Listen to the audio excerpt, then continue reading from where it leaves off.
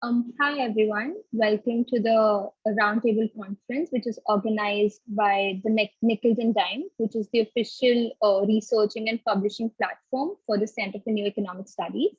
We're the members of the International Relations and Policy Cluster, and the panelists for today's Roundtable conference are Mallika and Malik, and the conference will be moderated by myself, Ishani, and Sashank.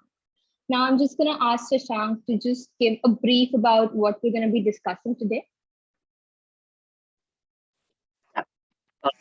Thank you, Ishani, and welcome everyone. So we all know the recent remarks, the controversial remarks that was made by the BJP members, former BJP members, those who are now suspended against the Holy Prophet, kind of attracted a lot of stern criticism from West Asian countries, the GCC countries, as well as the OIC countries. Though the Indian government was quick to respond and kind of was firm in its belief of its secular principles, the episode didn't really go well and pushed the Indian diplomacy to its back foot. So in this discussion, what we'll be discussing is really the impact of India's rising religious nationalism and the impact it's having on its international standing and its foreign policy. So now, just starting off with the basics, what was the issue that really sparked the diplomatic row between India and West Asia during the first week of June? If someone just could give a brief overview of that. Yeah, Ishani. All right. So from what I gathered with my, from my research was that apparently there was a debate that was going on, and the debate was regarding the dispute over the Gyanvapi mosque. And it's apparently like a similar issue which is like resurfaced multiple times now. So apparently there was some Hindu shrine, and the mosque is supposedly built on that Hindu shrine, and the shrine was destroyed by the Mughal Emperor Aurangzeb during his times. And now some of the Hindu communities, they are insisting, they're like seeking permission to worship inside that mosque complex. And also there was some research and there was some stone shaft that was found. And so like the Hindu communities, they said that this shaft was, the stone shaft was like a Shiva Linga. But others are saying, those who contend this, they're saying that no, it was just a water fountain. And that is something that triggered some of the Hindu orthodoxy, and including Nupur Sharma, of course. And during the debate, she said something about Prophet Muhammad, which was apparently very derogatory and offensive. And even though later she went on to withdraw her comments, but again, it like invited a lot of backlash, not just from the Islamic community within India, but also from the world over.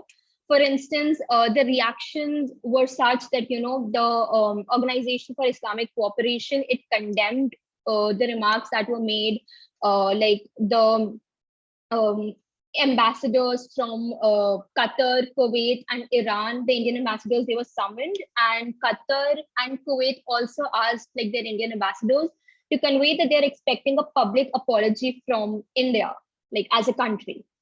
And not just that, you know, the Gulf Cooperation Council, Saudi Arabia, the United Arab Emirates, the OIC, all of them, they've issued statement of condemnation. And not just even Malaysia has done that. And interestingly, even supermarkets in countries like Kuwait, Saudi, and Bahrain, they've like removed Indian products from their stores. So this shows that, you know, how one comment made by the BJP's national spokesperson has led to such a major impact on India as a country and how it stands, how it presents itself in the world over.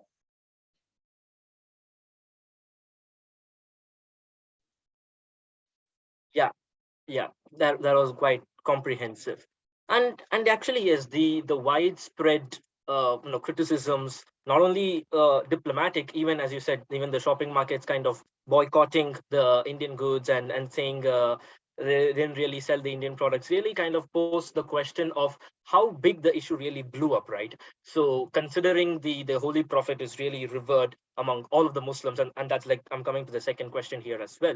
So would it be really right to say that it was somewhat a failure on part of the Ministry of External Affairs to not really anticipate the extent of the blowback and the extent of criticisms that they faced?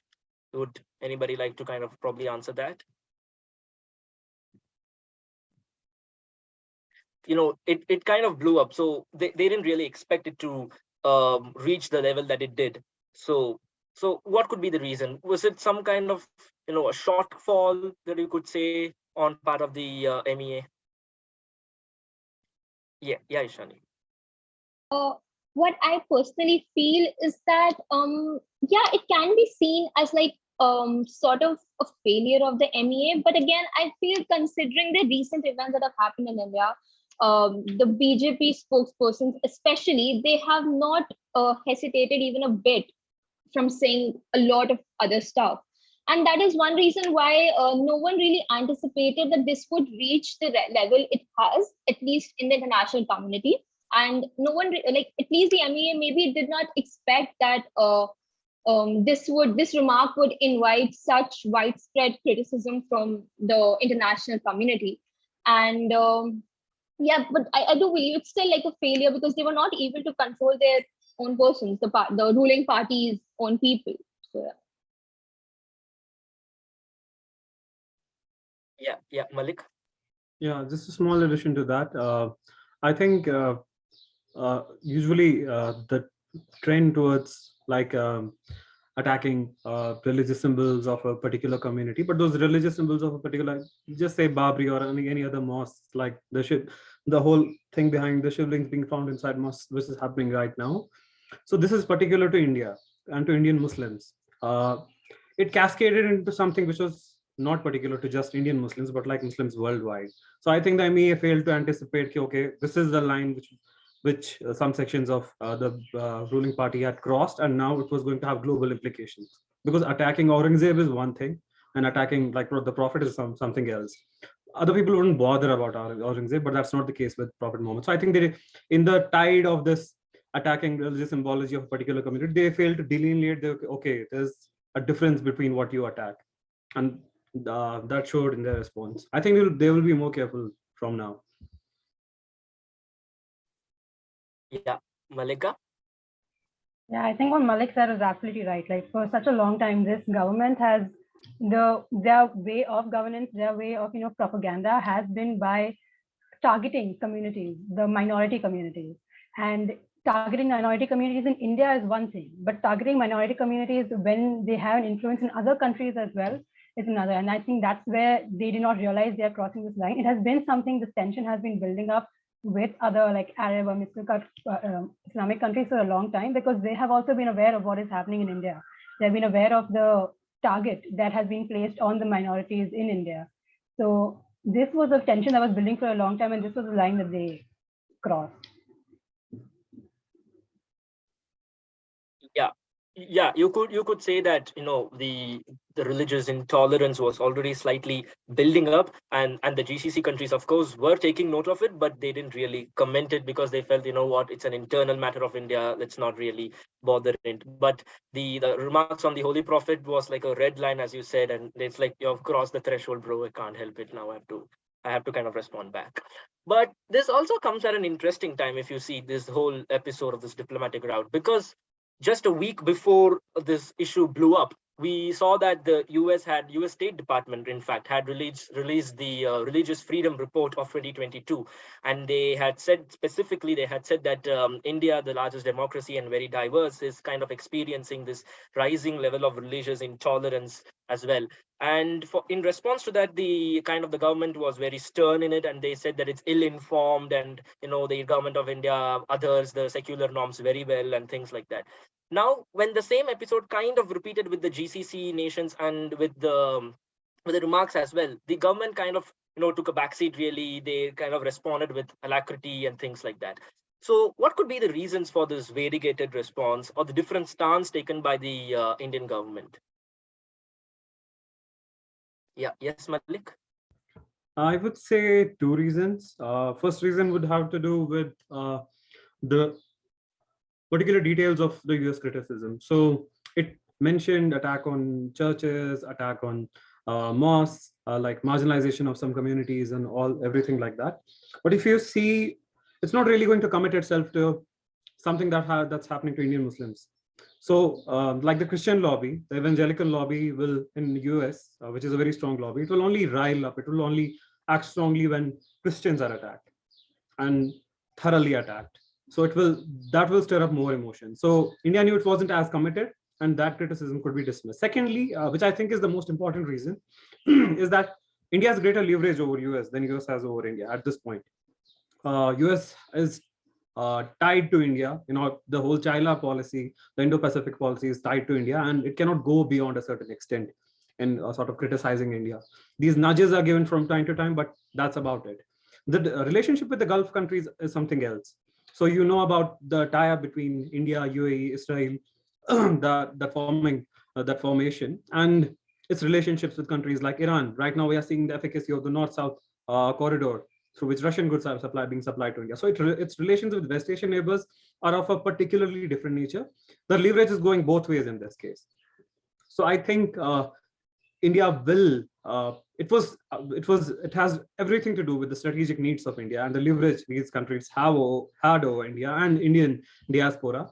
That the reaction to US criticism and the reaction to West Asian criticism was markedly different. Yes, Mallika. Yeah, so the strategic, it's exactly like what Malik said, like the strategic, it's completely like the diplomatic relation that India has with other countries. India is technically right now, along with Nepal, one of the only Hindu majority country, and it is the second largest Muslim majority country in the world. That's a powerful position that this country holds, that India holds. And the moment that India comes forward and just properly shows that they are just Hindu, that secular nation is gone, that secular that facade, like now we are going to say the facade is removed completely, then that will hinder its ties with these nations, with their diplomatic ties with these nations who they are accounting for like a lot of things. Like Iran is the largest supplier of oil for India. So all of these things will get so massively hindered and will so get massively affected if such a claim is proved true. That is why even though the government is using the Hindu Rashtra thing as propaganda and as a way to sort of get more votes and to incite more sort of nationalism, as they are calling it, in people, they also do not want that to be shown in the world stage, because their role, that face of being a secular nation is what is keeping their ties with other countries so strong. Yeah, that's a very nice answer. Ishani, you want to add something? Yeah, just a couple of points. So it's interesting that Malik said that, right now India has leverage on the US, but US doesn't really have that in India. And I feel that is not, in my opinion, I feel that can be contended, because it's true that, the US needs India to counter China, but that is the same for India. India needs the US to counter China. I mean, China's military, economic power is way more than India. So we need someone to hold on to. And the reason why China at times does see India as a competition is only if it's like attached to the US. Otherwise, it doesn't even see India as a global competition. So that is one thing. Regarding how, the BJP's or the Indian government's policy panned out, I agree with Mallika that, the BJP actually rose to power by playing on the religious card. And like it hasn't been able to make much progress when it comes to economy, employment, or such. And that is the only thing that's keeping it in power is the religious propaganda that has continued to proliferate around the country. And it's very evident because the amount of religious violence, religious intolerance that has increased in the past since 2014 is way more. And what I feel is that maybe the Indian government wanted to keep its internal and international politics apart. Like internally, they wanted to play the religious card and, try to pit communities against each other. Whereas internationally, it cannot do so. Again, that is because of our ties with the Gulf countries, with the US, and its projection of being the secular, when it opposes itself from Pakistan, the theocratic Pakistan. What does it say? That we are the secular country, we promote democracy and all of that. So maybe that is the problem that happened, that they thought that they could keep their domestic and their international scenarios apart, but when their domestic politics crosses the borders, it leads to such problems. Yeah, that was kind of comprehensive. It's like the relation that India holds with the GCC is somewhat more delicate economically as well as in terms of security concerns right now than what it has with the US. I mean, just kind of concluding it really, assuming that the situation is cooling off somewhat, and I know Ishani kind of talked about it as well in her some parts. Could this episode have kind of implications on the long-term interest and on the regional influence? Could kind of BJP now realize that playing the religious cards domestically is going to have the impacts at one point of time internationally and things like that? And what lessons can really New Delhi learn from this entire episode? Yes, Malik. I'll just say it shortly. I think it will, first of all, it has understood in the communique which BJP released to its members that no religious symbols which can have like global implications will be targeted. So yeah, I mean, marginalization of certain communities within India, specific to India, might still happen. Of course, it's a domestic compulsion, but I think they will refrain from attacking any religious symbols which have global implications.